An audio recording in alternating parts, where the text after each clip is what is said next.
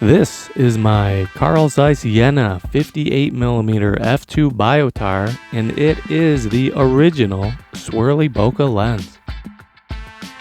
It was first designed in the 1920s for cinema use and later adapted in the 1930s for still photography use, heavily produced until the 1960s until it was replaced by other lenses like the Pancolar and other planar series of lenses.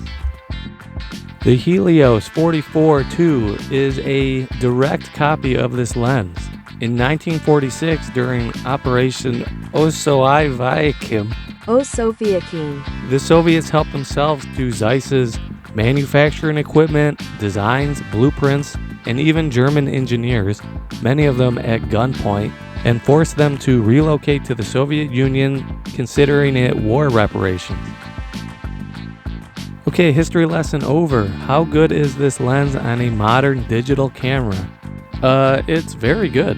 My copy is very sharp and it's very low contrast. I think that is due to a lot of internal haze, but I like the low contrast photos that come out of this lens. And if I want to correct that, I can do it in Photoshop with some contrast and dehaze, but I like the low contrast look.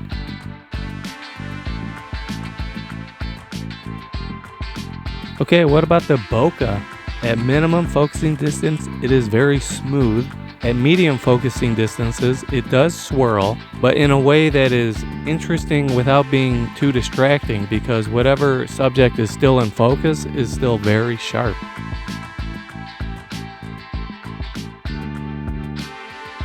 The Biotar is actually the predecessor to the Pancolar, which is my favorite lens ever. However, there are some differences. The Biotar has less sophisticated coating, so it is lower in contrast, and it has a longer focal length of 58mm, which makes it less appropriate for general use, but more appropriate for portraits. And the difference between the Biotar and the Helios is the Biotar has higher quality German glass and more demanding German quality control. So what do you need to know about buying one? They came in several different mounts, M42, Exacta, and I even have a copy that's in Practina mount. Good luck finding an adapter for that. The most desirable and collectible version is the early M42 version with a very compact brass barrel with black paint, uncoated optics, and bubbles in the glass. Those you can get on eBay for about $350 bucks. But if you want to get one for really cheap, here's what you do. You look for one of the later Biotars with the aluminum housing.